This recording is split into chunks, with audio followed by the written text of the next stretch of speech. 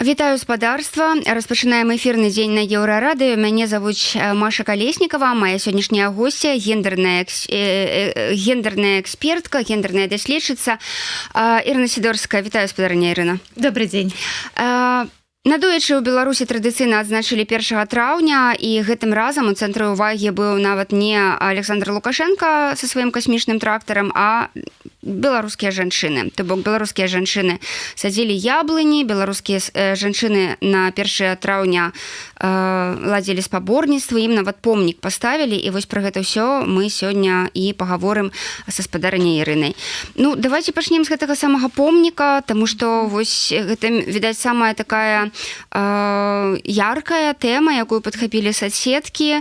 Там, дзе гісторыя радзівілаў сустракаецца з працай нашых жанчын, у Нясвежы нарадзілася легенда. Вось гэта рэклама гэтай падзеі ад ЖКГ, так, Мінскай вобласці. Ірына Владзіміровна, расшифруйце ўвогуле, так, што маецца на ўвазе, і што было, якая была ваша першая рэакцыя, калі вы ўбачылі вось гэты помнік? Ну, я таксама не адразу зразумела наогул, пра што ідзе гаворка, бо гэта афіцыйна знак, як бы гэта алея пашаны беларускіх жанчын, гэта хутчэй не помнік, менавіта такі памятны знак, але, ну, канешне, ён выглядае, ну, суцэльна, як вось такі надмагільны помнік, тут няма іншых і не можа быць ніякіх асацыяцый, але з іншага боку гэта ўсё зразумела. Вось менавіта так беларуская дзяржава і успрымае год жанчын. Гэта значыць, што у адрас жанчын павінны гучаць прыгожыя словы і павінны быць нейкія сімвалічныя жэсты вось наконт гэтага знака, які як быццам бы паказваюць пашану да жанчын, паказваюць, значыць, якія беларускія жанчыны добрыя, правільныя і гэтак далей. Канешне, на самой справе год беларускай жанчыны павінен вырашаць рэальныя праблемы жанчын, а не быць вось толькі такой суцэльнай сімвалічнай палітыкай. Хочацца сказаць, паменш вось гэтага пафасу, паменш гэтых прыгожых словаў, а давайце рэальныя справы, рэальныя рашэнні, якія паляпшаюць жыццё жанчын, а не вось гэтыя памятныя знакі, ну, якія, вось, думаеш, ну, можа, на самой справе гэта па Фрэйду, вось менавіта пак што яшчэ год, яшчэ толькі вось 5-й месяц, але ўжо пахавалі гэтых беларускіх жанчын, і як бы, яшчэ, можа, такі момант, гэта менавіта жанчынам занятым у жыллёва-камунальнай гаспадарцы. На самой справе гэта же складаная праца, гэта і даволі нізкааплатная праца, і, ну, не магу сказаць, што гэта праца звязаная там з высокім сацыяльным статусам. І вось замест таго, каб займацца на самой справе паляпшэннем умоў працы жанчын, які заняты ў гэтай сферы, каб, не ведаю, падвысіць заробкі, каб, значыць, ну, яшчэ неяк там зрабіць нейкую аўтаматызацыю, нейкую рабатызацыю, гэтак далей, вось робіцца такі знак, і як быццам, і таксама гучаць вось гэтыя словы, што жанчыны традыцыйна занятыя там у сферы клопату, у сферы яны робяць дабрабыту, яны робяць наша жыццё утульным, ну вось вам гэты знак, ну і ўсё.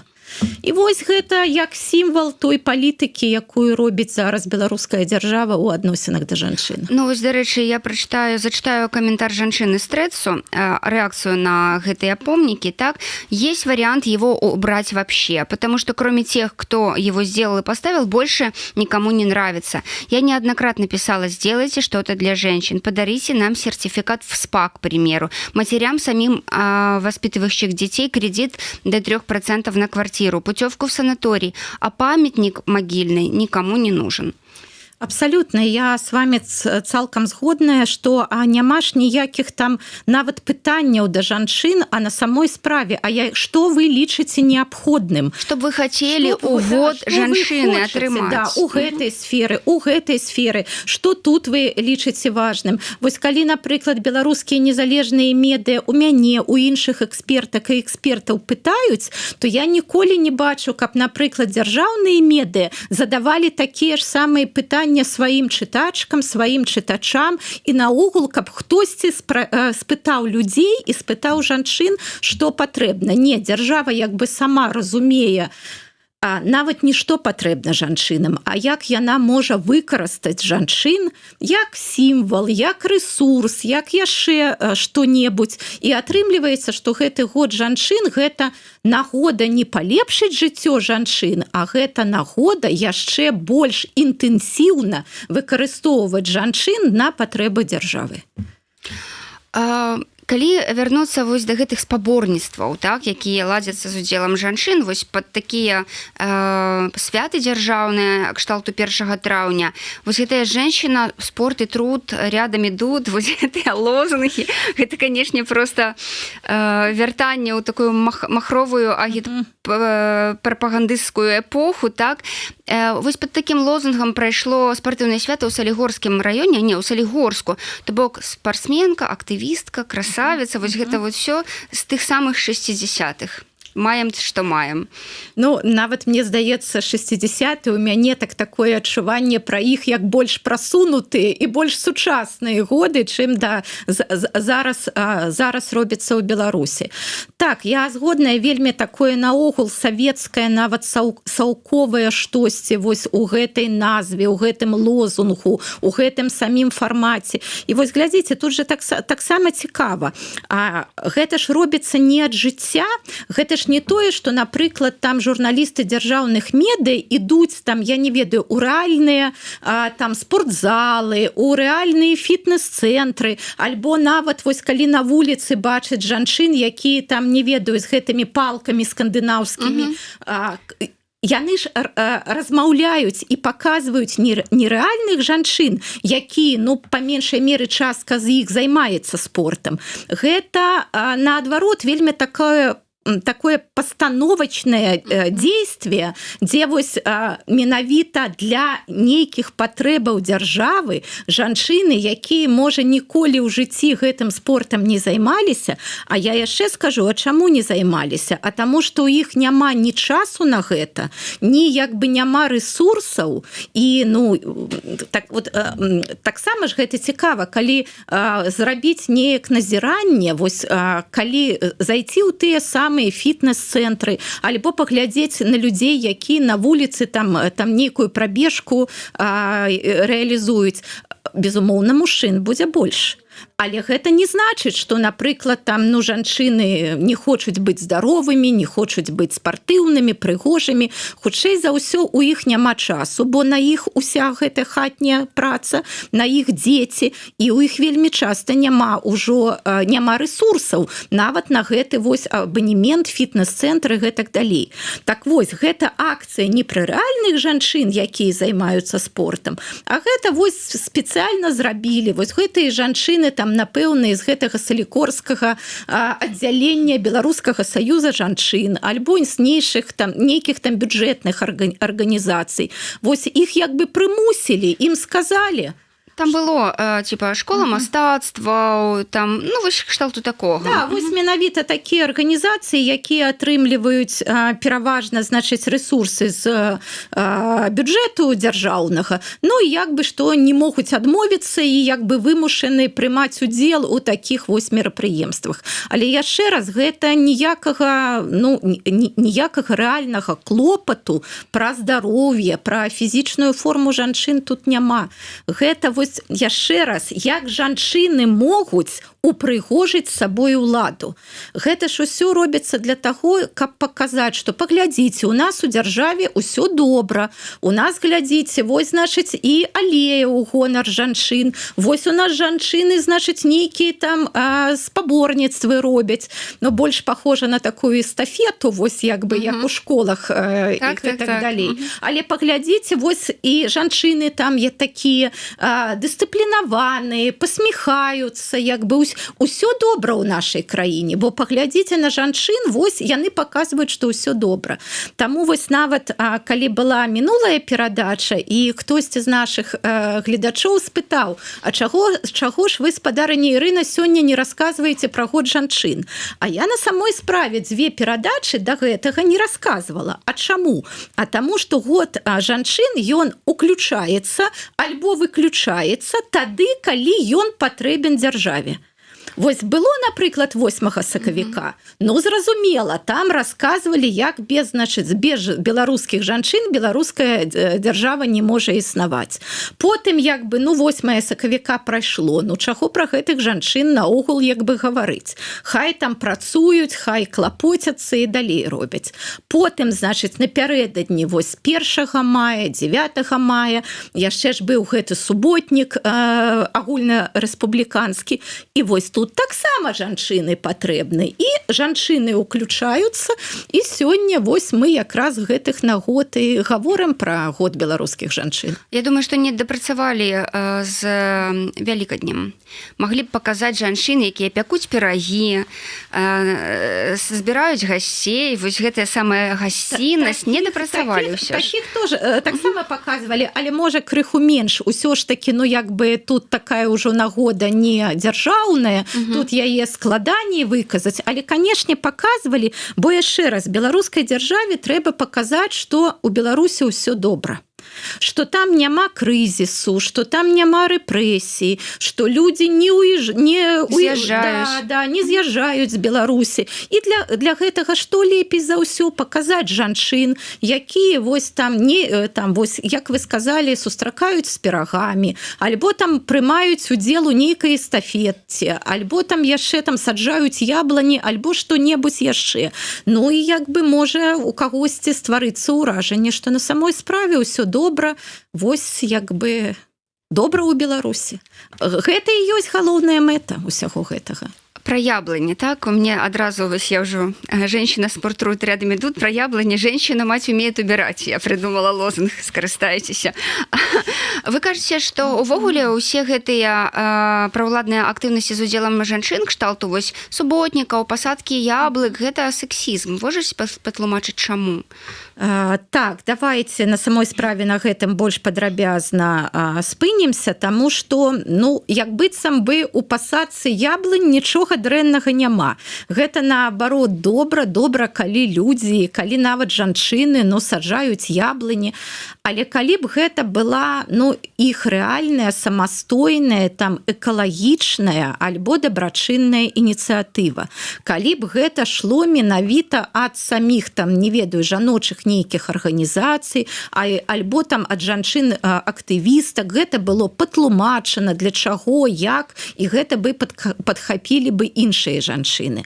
Але гэта ж усё наадварот, гэта ініцыятыва была Беларускага саюза жанчын. Вось таксама ж пытанне, а чаму бы Беларускаму саюзу жанчын не займацца рэальнымі праблемамі жанчын? Не займацца іх адвакацыяй, не паказваць бы гэтыя праблемы. Здаецца, вось гэта павінна быць, такая галоўная жаночая арганізацыя, якая абараняе правы жанчын.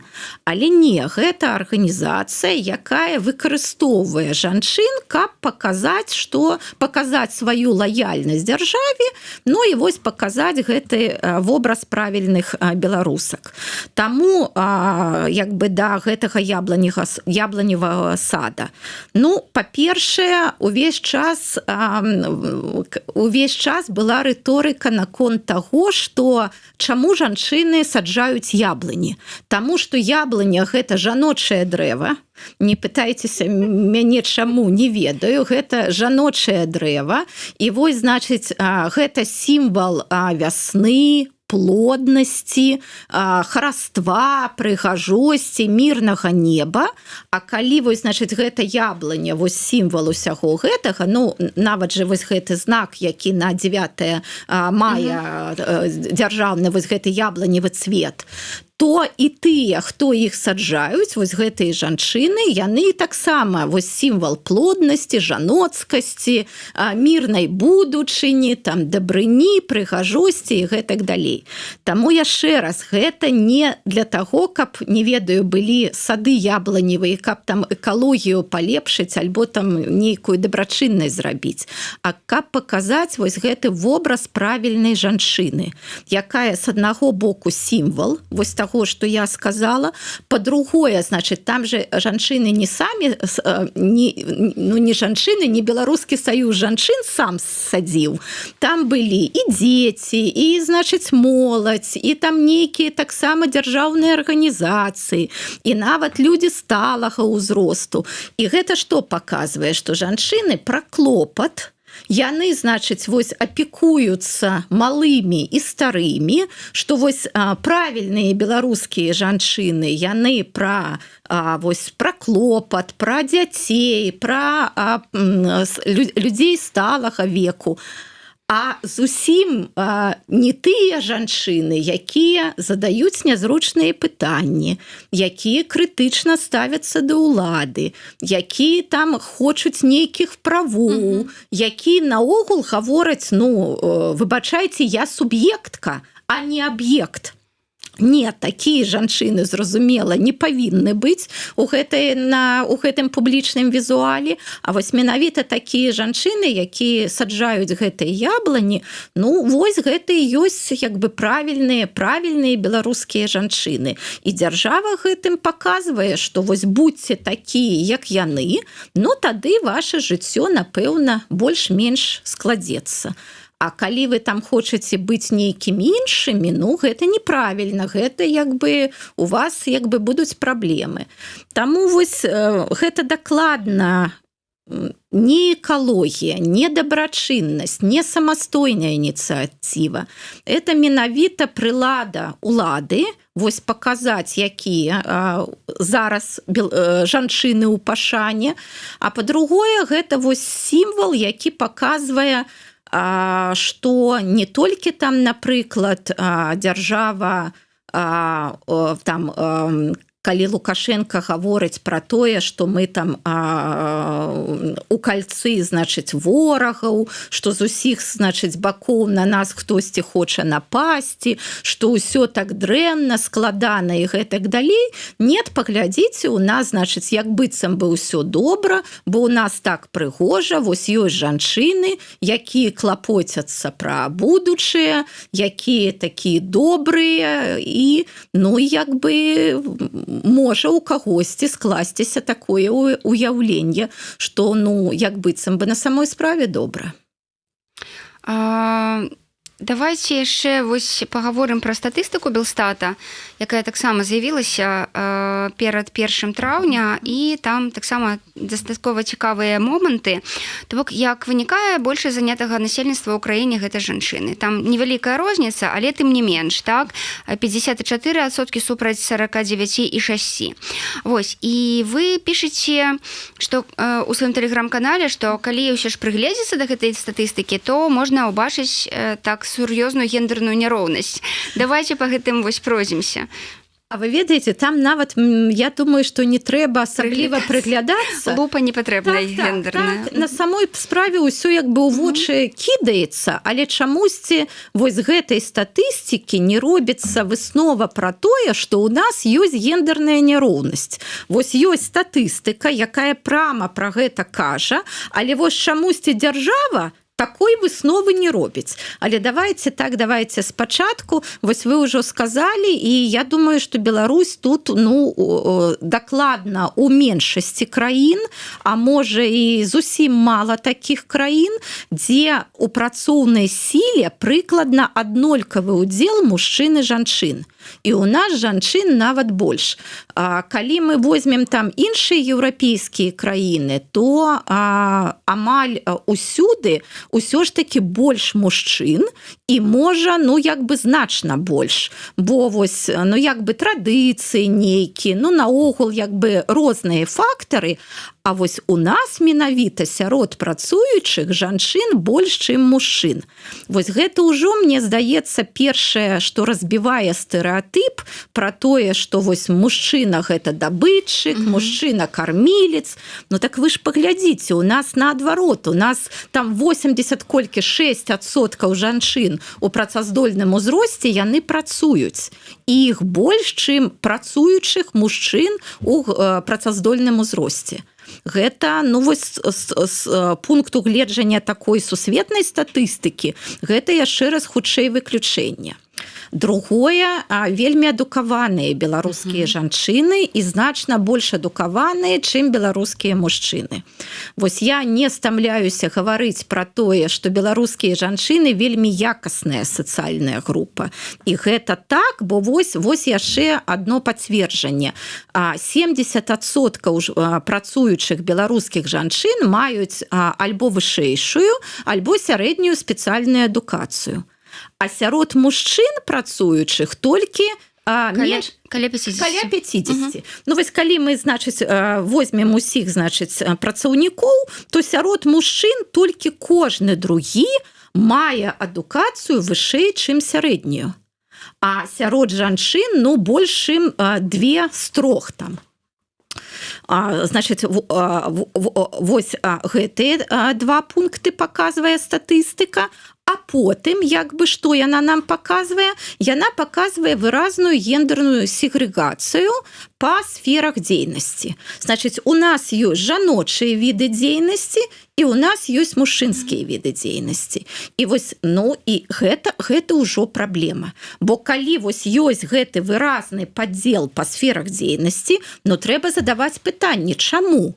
У нас же, як быццам, мужчыны і жанчыны маюць аднолькавыя правы, як быццам бы аднолькавыя магчымасці, вучацца ў адных і тых жа школах, потым ва адных і тых жа універсітэтах. А як так атрымліваецца, што вось, напрыклад, сфера аховы здароўя, там, мне здаецца, по-моему, 85%, амаль 85% працуючых у сферы аховы здароўя гэта жанчыны. Так, у меня открытая таблица, зараз я гляну. Так.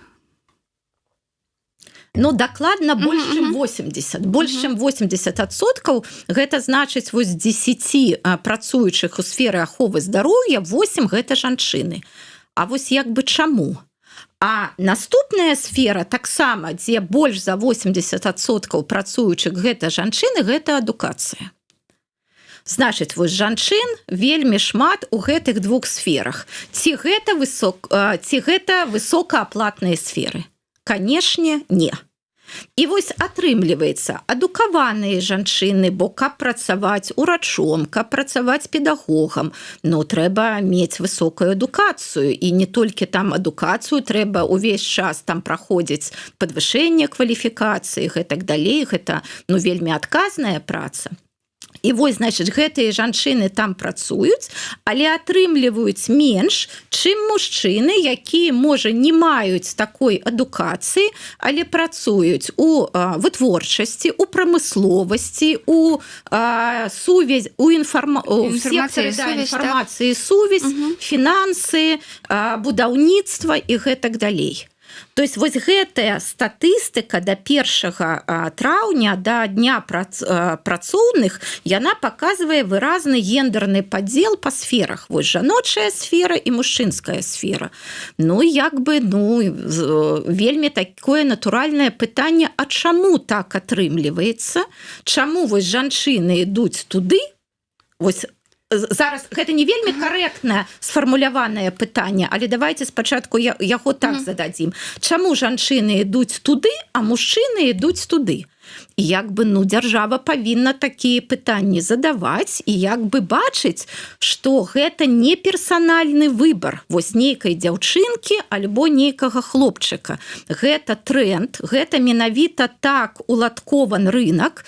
Тут можна сказаць, ну нават пра тое, што нават тая ж самая школа вельмі часта кажа дзяўчынкам, ну што матэматыка гэта не для цябе, там IT гэта не для цябе, а вось там штосьці гуманітарнае і там, дзе трэба клапаціцца пра іншых, вось тут у цябе атрымаецца, вось і ідзі туды.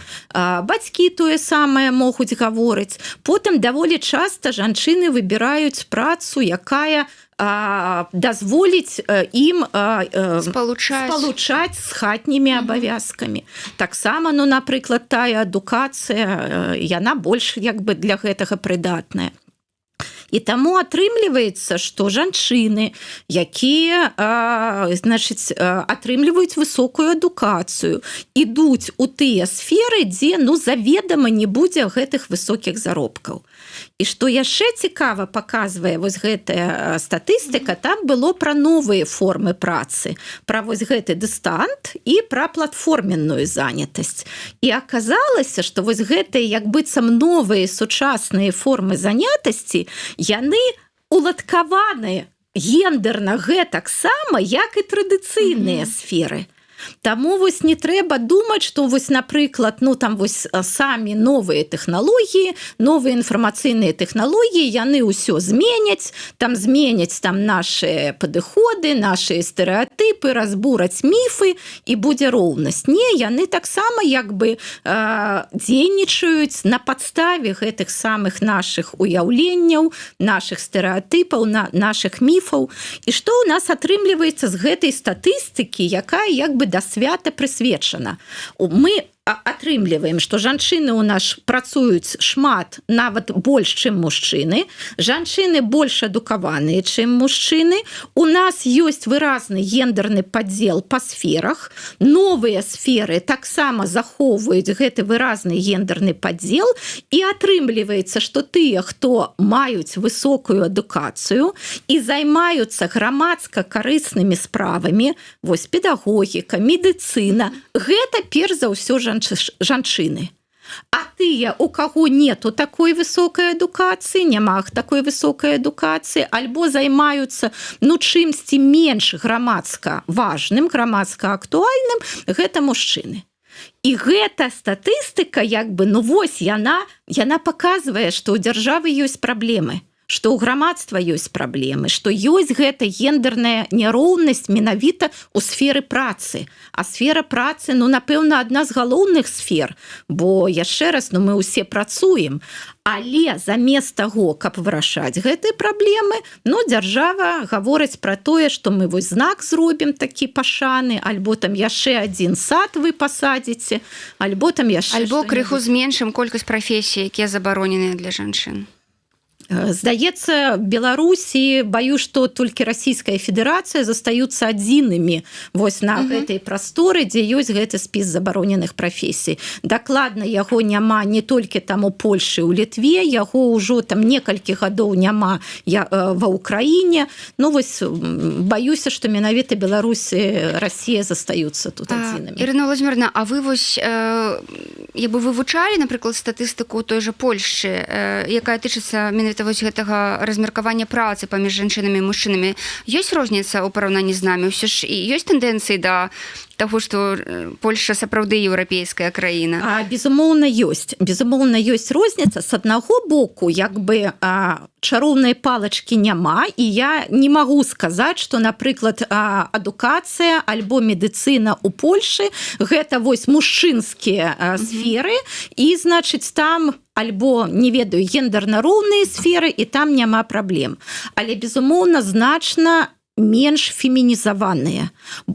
Медыцына наогул 250 на 50, адукацыя жанчын больш усё ж такі, але не ў такім памеры, не ў такім маштабе, як гэта ў Беларусі. Но тут здаецца, як бы вельмі ўсё проста. калі вы хочаце, каб у нейкую сферу прыйшлі мужчыны, трэба падвысіць зарплату ў гэтай сферы. Калі ў гэтай сферы высокая зарплата, туды аўтаматычна прыходзяць мужчыны, якія, ну, як бы не ведаю, усведамляюць сябе гэтымі кармільцамі сям'і і гэтак далей. Мне вось тут я магу прывесці такі, мне здаецца, вельмі яскравы прыклад. Вось, да, як бы падзення жалезнай заслоны, да, вось так, калі быў Савецкі Саюз, праграмісты, айцішнікі таксама былі. Але гэта была хутчэй жаночая прафесія, бо, зразумела, гэта былі людзі, якія працавалі ў дзяржаўных арганізацыях за 120 рублёў, і ніякіх іншых магчымасцей у іх не было. Калі вось гэтая жалезная заслона спала, і калі, значыць, ёсць кліенты, якія могуць плаціць шмат за такую працу, праграмаванне стала мужчынскай прафесіяй. Хаця, ну, нават мы ведаем, нават з гісторыі першай праграмісткай была жанчына, і вось яшчэ раз, гэта была спачатку жаночая праца. А калі прыйшлі вялікія грошы, ну, яна стала чамусьці асацыявацца як мужчынская праца. Таксама трэба гаварыць пра тое, што калі высокі прэстыж, напрыклад, прафесіі настаўніка, ну, таксама там становіцца больш гендернай роўнасці. Вось, напрыклад, зараз ва многіх еўрапейскіх краінах, каб працаваць настаўнікам, трэба мець не толькі бакалаврыят, трэба скончыць магістратуру. А калі, напрыклад, чалавек прэтэндуе на функцыю дырэктара школы, трэба мець PhD. І вось гэта таксама паказвае, якім чынам сфера становіцца такой больш гендерна роўнай. Дарэчы, у нас тут каментар. У нас не гендерная праблема ў сферы працы, у нас праблема ў сферы працы. У нас шмат праблем у сферы працы, але гендерныя праблемы ў сферы працы – гэта значны кавалак, значная частка гэтых праблемаў. І давайте напрыканцы разбярем яшчэ одну тэму. Калі шчыра, я просто шакаваная была, калі я прачытала гэта вось тое, што барысаўская радзільня пачала рабіць пластычныя аперацыі. Там павелічэнне грудзей, ліпаксацыю, карэкцыю фігуры, то бок ты з аднаго стола адразу на другі стол. Толькі што нарадзіла, і тебе кажуць, все, мы зараз з цябе зробім такую, як ты была, да таго, як вось стала вялікай, непрыгожай, тоўстай і гэтак далей, так? І сапраўды гэта гучыць як сцэнар такога кепскай фантастыкі. Навошта гэта робіцца і на каго гэта разлічана, Ірына Владзіміровна? Я таксама разглядаю гэта як вельмі такі трывожны сімптом, бо наогул вось індустрыя пластычнай хірургіі гэта, я б сказала бы, вельмі дыскусійнае пытанне. Бо тут можна гаварыць пра тое, што жанчына як быццам заўсёды недасканалая. А жанчына як быццам заўсёды недастаткова прыгожая. Вось, і тыя самыя натуральныя змены, звязаныя з цяжарнасцю, з родамі, наогул з бегам часу, з узростам і гэтак далей, яны ўспрымаюцца як нагоды для таго, каб скарэктаваць сваё цела і вернуцца да вось гэтых, не ведаю, ідэальных стандартаў, да, якія вельмі вузкія для жанчын. Вось як бы з аднаго боку, мы, я думаю, ніхто там не супраць прыгажосці і гэтак далей, але яны ж могуць быць даволі шырокія гэтыя стандарты, і прыгожымі могуць лічыцца людзі, не ведаю, зусім розныя са знешняга выгляду, і з розным, не ведаю, колерам валасоў, вачэй, колерам скуры, розных параметраў і гэтак далей. Як бы свет розны, і як бы розныя людзі ёсць. Але калі вось мы робім гэтыя стандарты прыгажосці вельмі вузкімі, і робім іх такімі менавіта для жанчын, і ўвесь час гаворым жанчынам, што табе яшчэ ёсць што палепшыць у сябе, Ну і наогул, калі атрымліваецца, што вось тое, як выглядае жанчынай, гэта як быццам бы нашмат важней, чым тое, што жанчына робіць, альбо там што нават яна гаворыць. Вось менавіта як яна выглядае. Вось як, ну, як быццам бы, вось яшчэ раз, гэта галоўны крытэрый, галоўнае патрабаванне ад жанчын. І вось на гэта працуе, ну, даволі вялікая частка масавай культуры, там, не ведаю, глянцавыя часопісы, там нейкія, там, не ведаю, рэклама, маркетинг, там, салоны прыгажосці і гэтак далей. Ты нават звычайныя цырымоніі кшталту Оскар, яны таксама пра гэта, мне падаецца, у тым ліку. Тады можна гаварыць яшчэ раз пра тыя конкурсы прыгажосці, які так вось любімыя у лукашэнкаўскай Беларусі, вось гэтыя словы да жанчын, што вы там упрыгожванні свету. Да, перш за ўсё, значыць, да, упрыгожванні і гэтак далей. І вось такі ціск на звычайных жанчын вось з гэтага боку. І здаецца, лекары, урачы, асабліва у раддамах, тыя, хто павінны займацца рэпрадуктыўным здароўем жанчыны, вось праблемамі цяжарнасці, родаў, аднаўлення пасля родаў, яны, атрымліваецца, становяцца ў той жа самы шэраг, не ведаю, разам з тымі самымі глянцавымі часопісамі гавораць жанчынам: так, табе есть што змяняць. Ты вось нарадзіла, канешне, табе зараз трэба, значыць, ісці на іншую аперацыю. І гэта, ну, гэта вельмі, мне здаецца, гэта дакладна не місія медыцыны, гэта не місія лекараў. Наадварот, вось людзі заняты менавіта у рэпрадуктыўным здароўі, ну гэта як быццам павінны быць людзі, якія беражліва і прафесійна могуць сказаць жанчыне, што гэтыя змены у жаночым целе, яны цалкам натуральныя, яны не патрабуюць нейкай карэкцыі, гэта нармальны як бы працэс жыцця, гэта так ёсць і гэта таксама прыгожа. Як бы адбываецца зусім наадварот, што гэтыя людзі, яны таксама гавораць: так, цябе трэба змяняцца.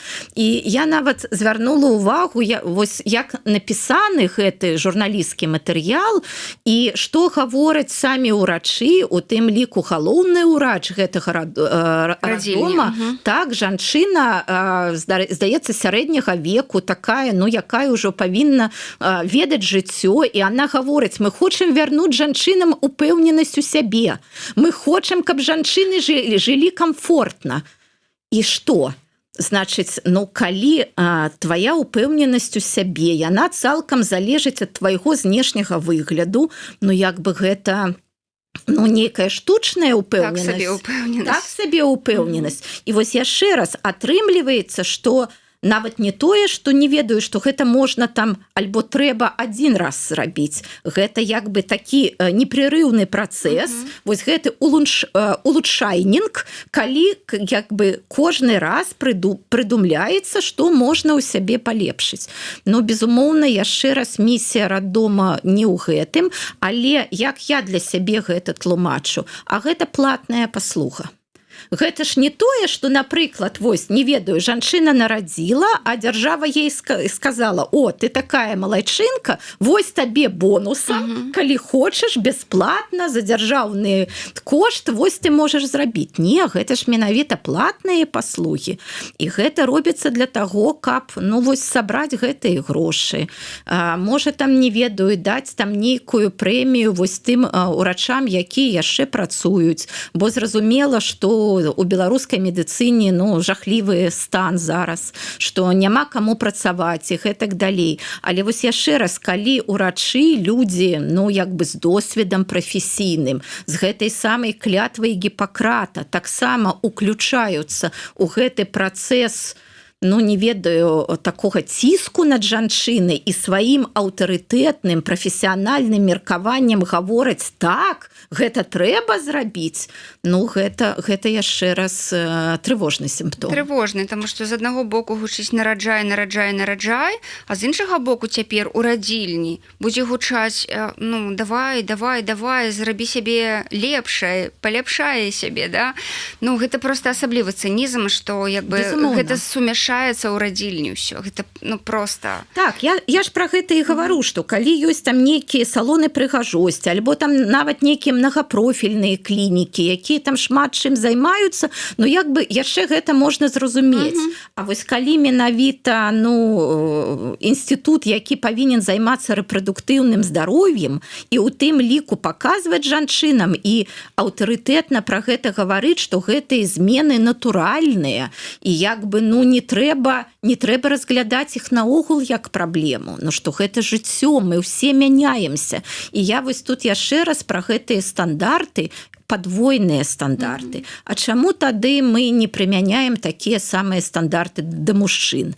На жаль, іх знешні выгляд таксама змяняецца з узростам, хаця яны не праходзяць не праз цяжарнасць, не праз роды, але ну на жаль змяняецца. Я смеюся, адразу узгадала у трэцах, канешне, моя любимая сацыяльная сетка цяпер, там вся правда жыцця, голас народа, так, і была такая фоточка, значит, сядзіць жанчына, і вось яна робіць фотку, вось так, вось адмыслова, робіць фотку, і типа, я такая-то, такая-то, прошу писать мне толькі там тых, хто зарабляе столькі, у каго фігура такая, і ўсе жанчыны падхапілі гэты трэц, так, і таксама пачалі вось так вось фотаграфавацца, таму што, ну, як бы для мужчын гэта нармальна. Вось такім вось чынам сябе прэзентаваць і спадзявацца, што, ну, як бы я ж мужчына, на мяне клюне хто заўгодна, бо я ж мужчына, а жанчынам, ну, вось такімі быць нельга. Я таксама ведаю пра гэты тренд, так, вось ён і паказвае гэтыя падвойныя стандарты, а вось супраць гэтых падвойных стандартаў, ну нават не тое, што мы там змагаемся з гэтымі падвойнымі стандартамі, перш за ўсё мы іх паказваем, бо на жаль, як бы не ўсе іх і бачаць, і як бы можа вось хтосьці звярне ўвагу, што ну напэўна не павінны быць такія розныя падыходы да знешняга выгляду мужчын і жанчын у як бы сучасным грамадстве. Яшчэ раз мы ўсе хацім быць ну такімі, калі не прыгожымі, то хаця б ну сімпатычнымі, але ну давайте дазволім быць нам нармальнымі звычайнымі людзьмі, бо калі вось гэтая індустрыя пластычнай хірургіі, ну не ведаю, стане не дай бог там атрыбутам сучасных жанчын, ну так слухайце, на самой справе столькі як бы праблемаў і на жаль столькі тыя ж самых хваробаў, што яшчэ класціся пад нож дзеля нейкай незразумелай прыгажосці, вось замест таго, каб напрыклад гаварыць, што такое сапраўдная упэўненасць у сябе. І ведаем ли мы сітуацыі, калі напрыклад жанчыны рабілі такія аперацыі і на самой справе змяняўся іх знешні выгляд, а ці прынесла ім гэтае шчасце і тую самай упэўненасць у сабе. А можа як бы нічога і не змянілася ў іх жыцці? Ну, пакінем на роздум нашим гледачам вось гэтую всю нашу сённяшнюю размову. Сябры, я нагадаю, што гендерная даследчыца прафесарка Ірына Сідорская была госцяй нашага сённяшняга стрыму. Мяне звуць Маша Калеснікава, і на сёння я з вами развітваюся, і праз 15 хвілін у гэтай студыі з'явіцца моя калега Марыся Вайтовіч. Вас чакае наперадзе размовы, чакаюць з гісторыкам Евгеном Красуліным, прыйдзе да нас Настасья Касцюгова, а таксама будзе ў эфіры Анастасія Лузгіна. Так што не пераключайцеся. Дзякуй вялікія, спадарня Ірына. Дзякуй.